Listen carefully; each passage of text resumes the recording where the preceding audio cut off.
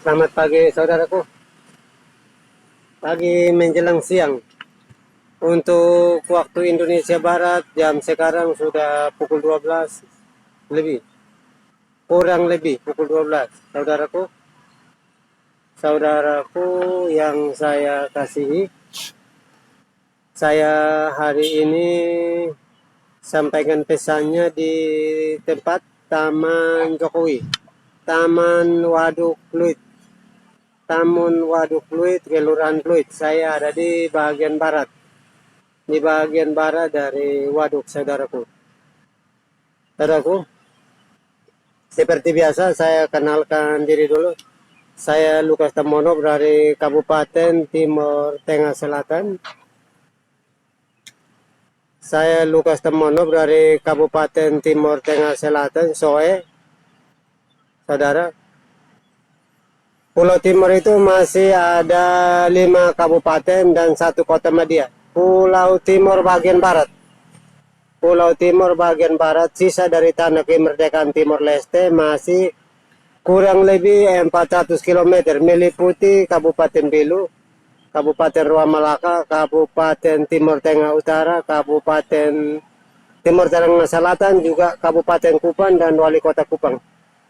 Saudaraku, hari ini tema masih sama tentang benih dan tanah. Kalau tidak ada tanah, maka tidak ada pertumbuhan secara jasmani, tidak ada pertumbuhan. Artinya tanaman tidak bisa bertumbuh. Kalau tidak ada tanah, tanaman tidak bertumbuh, manusia juga tidak mendapatkan air minum karena air keluar dari dalam tanah. Dari zaman dulu, sejak nenek moyang kita kenal dengan air keluar dari tanah, ada dari lubang batu, ada dari pohon, di bawah akar-akar pohon dan lain sebagainya. Itulah sebabnya saya sebagai warga Indonesia yang berasal dari Pulau Timur bagian barat, nama saya udah tidak asing lagi, nama Lukas Tamono dari Kabupaten Timur Tengah Selatan Soe, berdomisili di Jakarta Utara. Berdomisili di Jakarta Utara. Biasanya sebagai warga negara yang baik harus saya ingat bahwa tanah ini berhubungan dengan Sumpah Pemuda. Sumpah Pemuda bangsa Indonesia sebelum kemerdekaan 1945, tanggal 28 Oktober.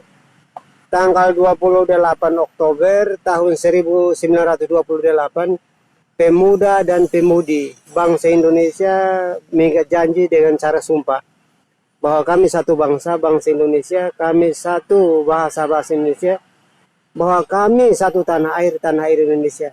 Yang kedua, itu Pancasila. Karena saya orang Timor, termasuk warga negara Republik Indonesia, maka Pancasila adalah dasar hukum dari Negara Kesatuan Republik Indonesia.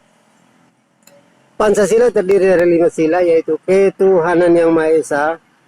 Yang kedua, kemanusiaan yang adil dan beradab. Ketiga, persatuan Indonesia. 4, kerakyatan yang dipimpin oleh hikmat kebijaksanaan dalam permusyawaratan dan atau perwakilan. 5, keadilan sosial bagi seluruh rakyat Indonesia.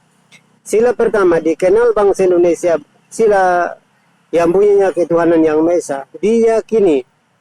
Diyakini bangsa Indonesia, Tuhan pencipta langit, bumi, laut, dan segala isinya, Tuhan kita Esa. Saudaraku, Tuhan pencipta langit, bumi, laut, dan segala isinya, Tuhan kita Esa.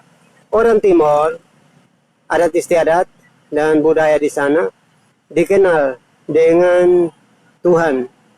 Jadi dasar negara Indonesia Pancasila, sila pertama ketuhanan yang besar, berasa perlu saya sampaikan bahwa 8 ayat Alkitab orang Kristen mengatakan bahwa Tuhan pencipta langit, bumi, laut, dan segala isinya, Tuhan itu Esa. Buktinya, 1, Ulangan pasal 6 ayat yang keempat. Demikian bunyinya. Dengarlah, hai bangsa Israel, Tuhan Allah kita, Tuhan itu Esa. Dengarlah, hai bangsa Israel, Tuhan Allah kita, Tuhan itu Esa. Yang kedua, Yohanes pasal 5 ayat yang ke-30. ayat yang ke-44. Yohanes pasal 5 ayat 44. Bunyinya, bagaimana kamu mencari hormat seorang dari yang lain, dan kamu tak mencari hormat yang datang dari Allah yang Esa. Yang ketiga, Yohanes 17 ayat yang ketiga. Inilah hidup yang kekal itu, bahwa mereka mengenal Engkau satu-satunya Allah, bahwa mereka mengenal Engkau satu-satunya Allah yang benar, dan Yesus Kristus anaknya yang tunggal yang telah Engkau utus. Itu Yohanes 17 ayat yang ketiga. Yang berikut, Markus pasal 12 ayat 32.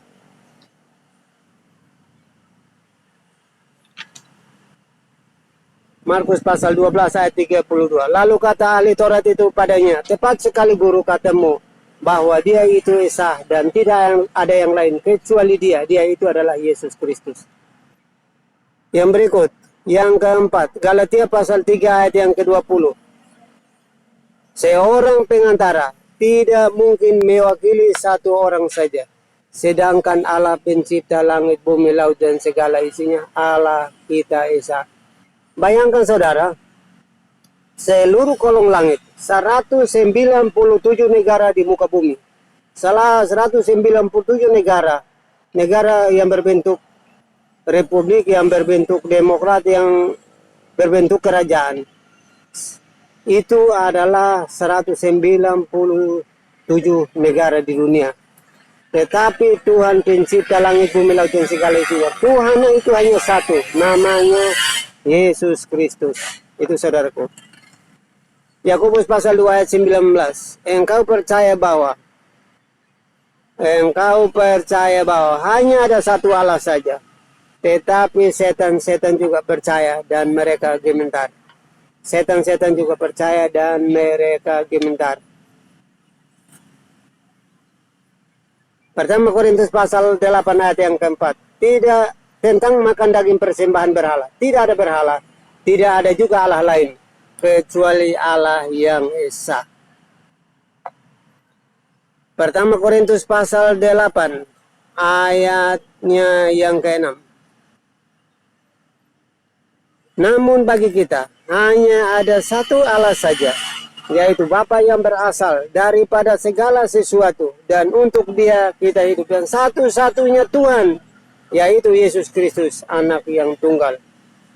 Saudaraku, ada 8 ayat Alkitab orang Kristen yang mengatakan bahwa Tuhan pencipta langit, bumi, laut, dan segala isinya, Tuhan kita Esa. Rasa perlu orang Kristen memiliki negara kesatuan Indonesia, bumi, air, udara, laut, dan segala isinya.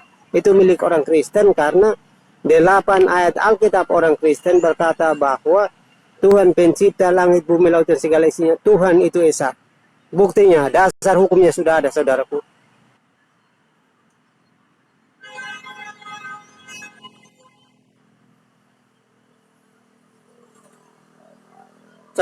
Saudara pegang pulpen, saudara mencatat, saya bacanya secara acak, tapi tujuannya satu, yaitu Yesus Kristus sebagai Raja Damai di bumi dan di sorga.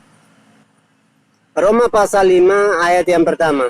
Sebab itu kita yang dibenarkan karena iman, kita hidup dalam damai sejahtera dengan Allah oleh Tuhan Yesus Kristus. Saya ulangi,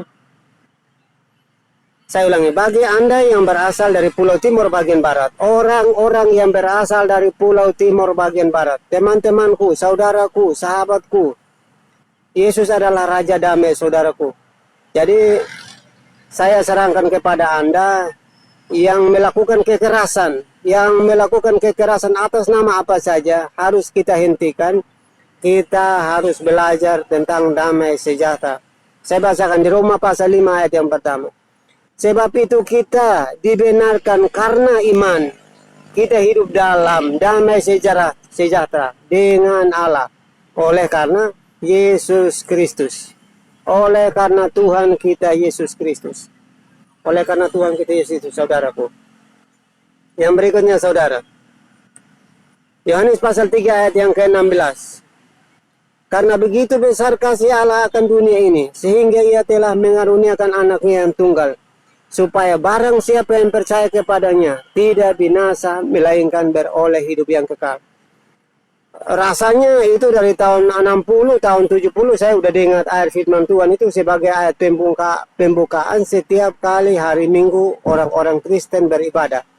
Dan pengkhotbah di depan pendeta atau apa katanya, itu Yohanes 3 ayat 16 itu anugerah. Yohanes 3 ayat 16 itu anugerah. Karena begitu besar kasih Allah akan dunia ini, sehingga ia telah mengaruniakan anaknya yang tunggal, supaya barang siapa yang percaya kepadanya tidak binasa, melainkan beroleh hidup yang kekal. Itu saudaraku Yohanes pasal 3 ayat yang ke-16. Anugerah, pemberian dia yang cuma-cuma. Tapi jangan takut, ini ada balance-nya. Ada tuntutan Tuhan supaya Anda dengan saya melakukan perintah-perintahnya. Di mana perintahnya? Itu di Yohanes 14 ayat yang ke-15. Yohanes 14 ayat yang ke-15. Barang siapa yang mengasihi aku, dia harus menuruti perintah-perintahku. Saya ulangin saudara. Yohanes 14 ayatnya yang ke-15. Barang siapa yang mengasihi aku, dia harus turuti perintah-perintahku. Dia harus turuti perintahku. Nah, saudaraku, perintahnya itu terdapat di zaman Taurat. Di Keluaran pasal 20 ayat 1 sampai dengan ayat yang ke-17. Saya ringkas saja. Saya tidak baca detail, tapi saya ringkas. Karena dari ayat 1 sampai ayat 17, 18, 19 sampai 20, itu keterangan Tuhan kepada Musa supaya Musa bisa menyampaikan semua perintah-perintah itu kepada umat Israel. Tujuannya kepada umat Israel. Musa itu sebagai penyampai. Jadi Musa terima dari Tuhan, sampaikan ke bangsa Israel. Saudaraku, Kejadian pasal 20 ayat 1 sampai 17. Saya baca kira-kira bunyinya secara tidak lengkap. Yang pertama, jangan menyembah berhala. Itu pertama. Yang kedua, jangan menyebut nama Tuhan Allah dengan sembarangan. Yang ketiga, ingatlah hari Sabat dan kuduskanlah, sebab 6 hari lamanya Tuhan telah bekerja, hari yang ke-7 Tuhan berhenti. Yang berikutnya, hormatilah ayahmu dan ibumu di mana negeri engkau tinggal. Jadi hormati ayah dan ibumu di mana negeri engkau tinggal. Yang berikut saudaraku, jangan mencuri, jangan berzinah. Jangan berzinah itu katanya lihat paha nona-nona, paha cewek-cewek. Jangan lihat. Kalau lihat dan ingin itu sama dengan berzinah. Jangan mencuri. Jangan saksi dusta. Artinya jangan buat saksi palsu. Kalau lihat bilang lihat, kalau dengar bilang dengar, kalau tidak bilang tidak. Jangan jadi saksi palsu. Yang berikut, jangan ingin akan harta benda orang lain. Karena harta benda orang lain, anaknya, perempuan atau laki-laki, budaknya, atau keledainya, atau sapinya, atau ladangnya, atau milik sesamamu. Engkau tidak boleh ingin. Saudaraku, itulah hukum dari hukum Musa yang dibacakan pagi, siang, dan malam. Mazmur pasal yang pertama ayat 1 sampai ke 6. Tetapi renungkanlah Taurat, renungkanlah hukum-hukum Tuhan pagi, siang, dan malam. Sampaikan kepada anak dan keturunan hukum-hukum Tuhan pagi, siang, dan malam. Lah sampaikan hukumnya saja waktu tidak ada. Sampaikan hukum saja keberatan. Perasaan dengan anak dan banyak macam alasannya. Jadi anak tidak tahu. Akhirnya anak keluar dari hukum-hukum Tuhan. Tapi cita-citanya mau masuk surga. Nah, dari mana masuknya? Dari mana masuknya orang baca hukum Taurat aja tidak pernah. Baca hukum Taurat, renungkan saja tidak pernah. Jarang. Tapi cita-citanya mau masuk surga. Dari mana masuknya? Saudaraku, yang berikut. Hukum yang terutama. Kasihilah Tuhan Allahmu dengan segenap hatimu. kasih Tuhan Allahmu dengan segenap jiwamu, kasih Tuhan Allahmu dengan segenap akal budimu. Juga kasih sesama manusia seperti dirimu sendiri. Jadi manusia yang ada di samping kiri kanan kita harus kita kasih. Beri makan, beri pakaian, beri minum, berikan apa saja yang dia butuhkan kalau kita punya. Itulah sebabnya tuntutan hukum. Di Yohanes 14 ayat yang kelima siapa? Barang siapa mengasihi aku, dia harus menuruti perintah-perintahku. Yang berikut, saya bicara tentang benih dan tanah. Tadi Pancasila sudah tanah. Tadi Sumpah Pemuda sudah tanah. Benih dan tanah. Kalau tidak ada tanah, maka benih itu tidak bisa ditanam. Saudaraku, tanah jagung 1 biji. Saya contohnya jagung saja karena orang timur itu makannya rata-rata tahun 60-70 itu jagung. Jagung saya kenal. Kalau beras itu atau padi, yang nanam padi itu jarang. Satu RT itu mungkin beberapa orang yang nanam padi aja. Sedangkan jagung itu hampir seluruh warga timur barat menanam jagung. Jagung 1 biji ditanam di tanah, maka dia akan tumbuh 3 hari kemudian. 90 hari kemudian, dia akan mengeluarkan puler. Dari 1 puler ditanam tahun kedua. Tahun kedua ditanam, maka dari biji-biji jagung yang dikupas dari pulernya, ditanam menjadi 1 are atau 1 pekarangan kecil. 3 tahun kemudian dia jadi 1 hektar dan jadi 1 kebun besar karena tanam yang dari 1 biji jagung tadi. 3 tahun kemudian ya, dilipat 3. Saudaraku, harus ditanam. Harus ditanam. Tanam itu tentang persediaan makanan. Persediaan makanan 9 bahan pokok untuk kebutuhan manusia, makan tubuhnya kuat, bisa bekerja pagi, siang, dan malam. Yang berikut saudaraku, tanam yang kedua. Benih yang ditanam di dalam daging. Saudara, Adam itu diciptakan dari tanah. Masih dari tanah saudaraku. Adam diciptakan dari tanah. Begitu Adam tidur, Kejadian pasal 1 ayat yang ke-26 dan ayat seterusnya memberikan keterangan tentang Adam dibuat dari tanah, segambar dengan Tuhan. Oke, saudaraku, berikutnya. Begitu Adam dibuatnya Tuhan tidur, maka tulang rusuk dari Adam diambil dan dijadikan Hawa sebagai penolong. Supaya Hawa dan Adam ini bisa bertumbuh, berkembang banyak orang sesuai dengan perintah Tuhan. Beranak sutulah kamu memenuhi bumi. Maka benih yang dari Adam, darah yang disebut kasarnya itu, sperma dari Adam ditanam di rahim Hawa. Jadi benih itu ditanam di dalam daging. Di dalam daging itu benih itu tumbuh. Dari darah Adam yang berupa sperma datang bertemu dengan darah dari Hawa, yaitu sel-sel telur yang ada dalam Hawa, itu membuahkan anak. 90 hari kemudian anak-anak Adam itu dilahirkan sampai zaman Nuh. Dari zaman Nuh sampai sekarang tahun 2022, 7 miliar orang di muka bumi, dari kutub utara sampai kutub selatan, dari bujur timur sampai ke bujur barat. 7 miliar orang lebih hidup di kolong langit ini. Saudaraku, itu benih harus ditanam. Benih itu harus ditanam. Tidak ada sesuatu pun yang tumbuh, yang berkembang, yang tambah jumlahnya banyak tanpa ditanam. Harus ditanam, saudaraku.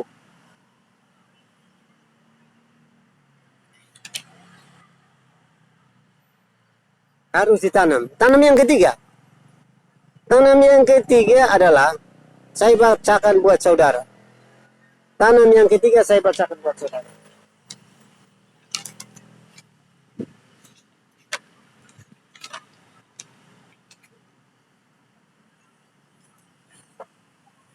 Tanam yang ketiga.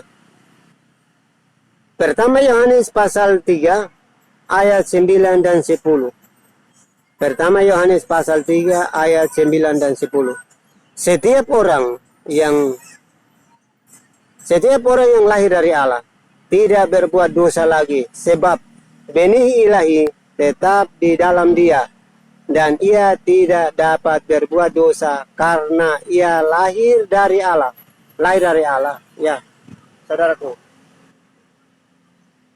Kalau lahir dari Allah, Anda dengan saya harus jaga baik-baik supaya dosa tidak menempel.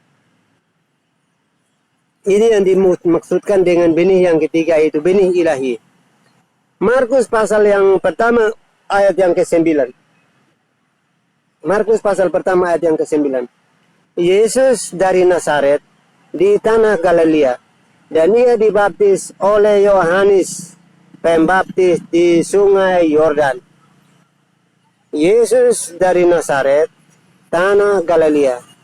Ia dibaptis oleh Yohanes di sungai Yordan. Itu tanam yang ketiga, saudaraku. Benih yang dari surga itu ditanam.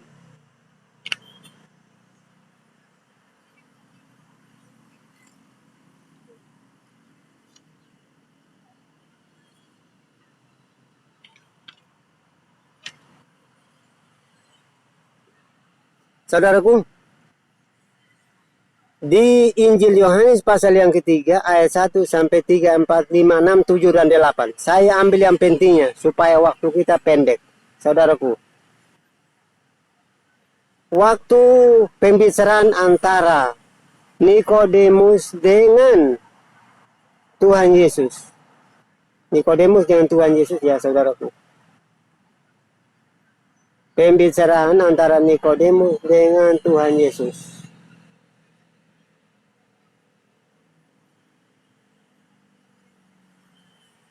Sesungguhnya aku berkata kepadamu, jika seorang tidak dilahirkan dari air dan roh, ia tidak dapat melihat kerajaan Allah. Saudaraku, jika seseorang tidak dilahirkan dari air dan roh, dia tidak dapat melihat kerajaan Allah.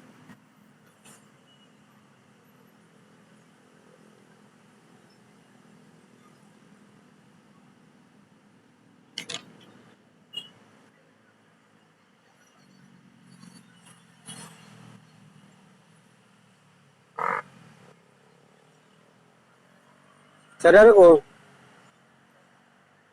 Yohanes pasal 3 ayat yang ke-8. Angin yang bertiup, dari mana engkau lihat? Engkau mendengar. Dari mana engkau mendengar? Dari mana engkau melihat? Tetapi engkau tidak tahu dari mana ia datang dan kemana ia pergi.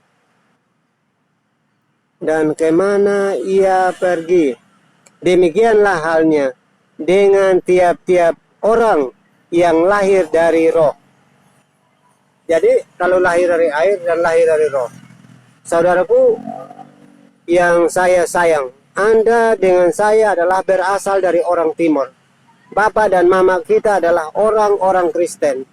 Maka Anda dengan saya harus paham tentang lahir dari air dan roh.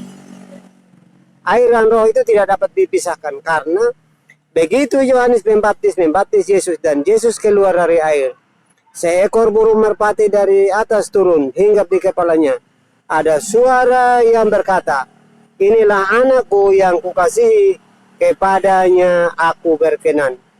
Ini anakku yang kukasihi, kepadanya aku berkenan.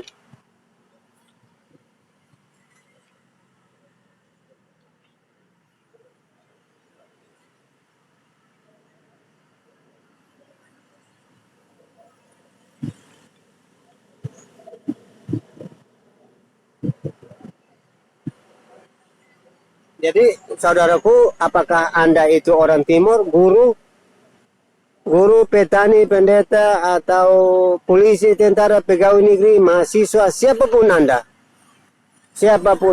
di Yohanes pasal 3 ayat yang ke-10, Yesus menjawab Nikodemus, engkau pengajar Israel, tetapi engkau tidak tahu hal itu.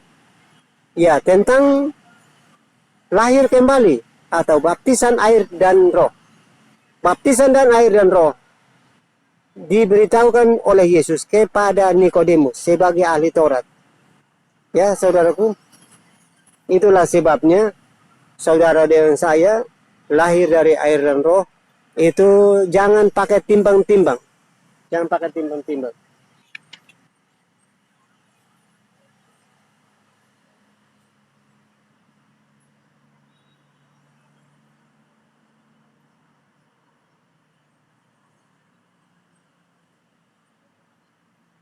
Memang tadi saya bacakan di pertama Yohanes pasal 3 ayat 9 dan 10.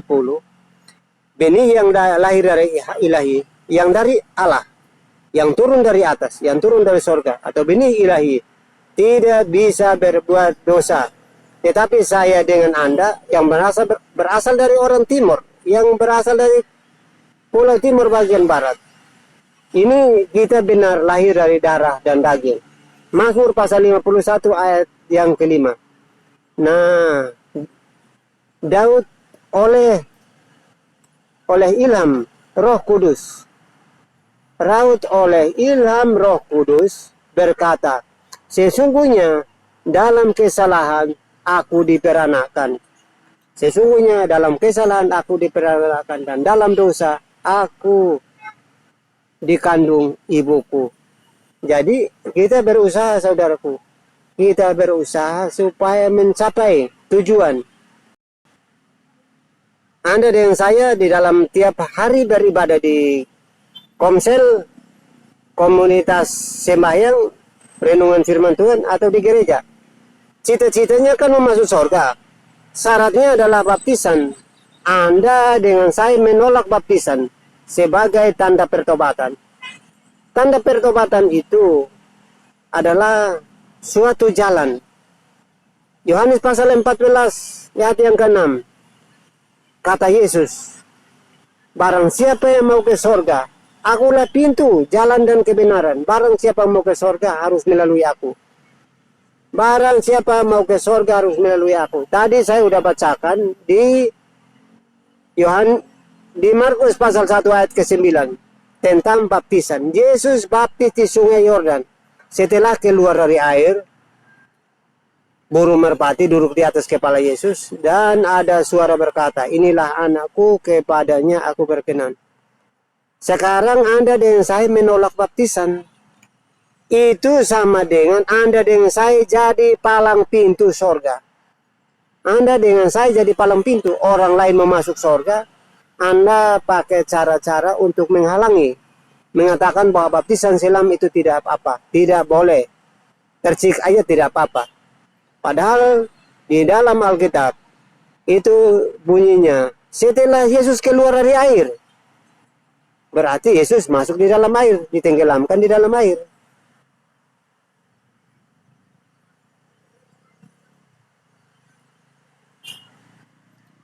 Benih ilahi. Yohanes pasal 3 ayat 9 10. Setiap orang yang lahir dari Allah tidak berbuat dosa lagi, sebab benih ilahi tetap ada di dalam dia, dan dia tidak dapat berbuat dosa lagi. Ayat 10. Inilah tandanya anak-anak Allah dan anak-anak iblis. Setiap orang yang tidak buat kebenaran itu tidak berasal dari Allah. Setiap orang yang tidak berbuat kebenaran itu berarti dari iblis, bukan dari Allah, ya saudaraku ya.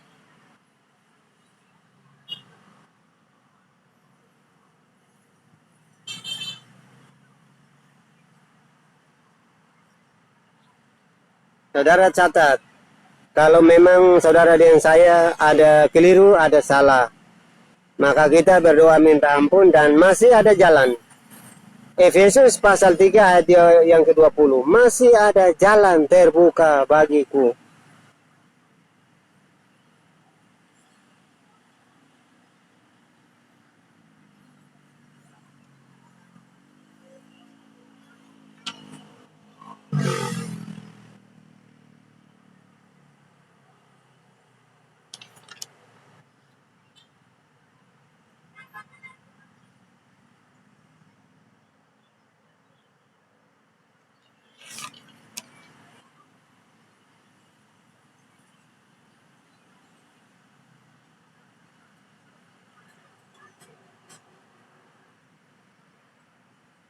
Saudaraku, saudaraku, ini ada penekanan saudaraku. Ada penekanan firman Tuhan. Di Matius pasal 5 ayat yang ke-18. Penekanan supaya firman Tuhan ini saudara dengan saya bisa mengerti dengan baik dan benar. Matius pasal 5 ayat yang ke-18. Dunia ini hilang dan akan lenyap. Langit, bumi akan hilang dan lenyap. Tetapi satu titik, satu iota pun dari firman Tuhan tidak akan hilang. Satu koma, satu titik, satu ayat, satu kalimat dari Alkitab, dari firman Tuhan yang keluar dari mulut Allah, tidak akan hilang sebelum langit dan bumi ini lenyap.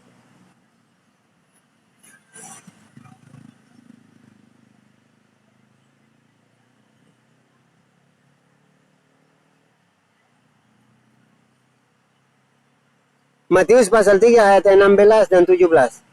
Sesudah Yesus dibaptis dan Yesus keluar dari air.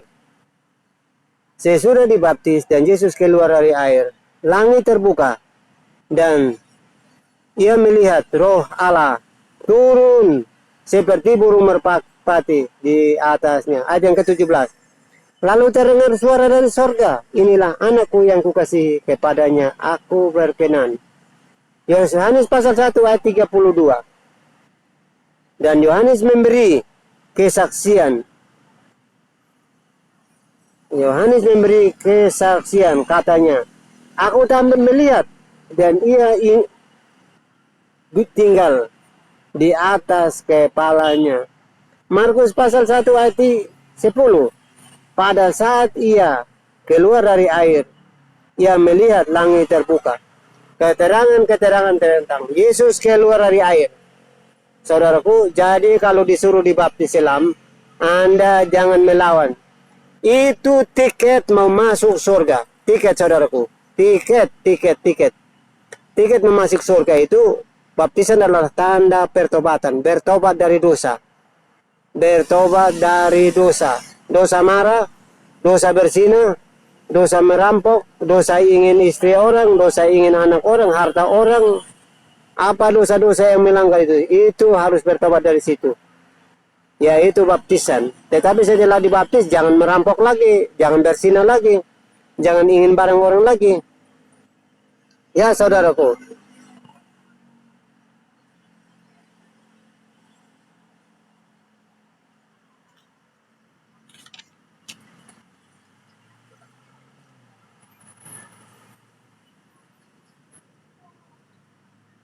Saudaraku, surga itu butuh tiket. Surga itu butuh tiket. Saya kasih analogi seperti begitu. Jadi saudara pakai logika aja. Mau ke Surabaya, Anda naik kereta beli tiket atau tidak? Kalau Anda tidak memiliki tiket, maka sampai di stasiun kereta, satpam polisi tentara akan tendang Anda dan Anda tidak akan masuk ke dalam stasiun untuk naik kereta. Supaya nanti kalau di atas kereta Anda mencapai tujuan. Tujuannya ya kalau dari Jakarta Surabaya. Nah, kalau Anda tidak dibaptis maka tujuan Anda ke surga tidak mungkin. Karena apa? Jalan menuju ke surga satu-satunya adalah Yesus Kristus. Harus dibaptis. Tidak kata orang, tidak kata pendeta, tidak kata kakek, tidak kata nenek, tapi kata firman Tuhan. Kata firman Tuhan, saudaraku. Anda dengan saya yang berasal dari Pulau Timur bagian Barat harus tunjuk contoh dan teladan pada banyak orang. Sehingga Anda dengan saya tidak jadi palang pintu orang mau masuk surga. Anda larang jangan baptis. Tidak baptis tidak apa-apa. Jadi gimana Anda? Tanda bertobatnya yang dari mana?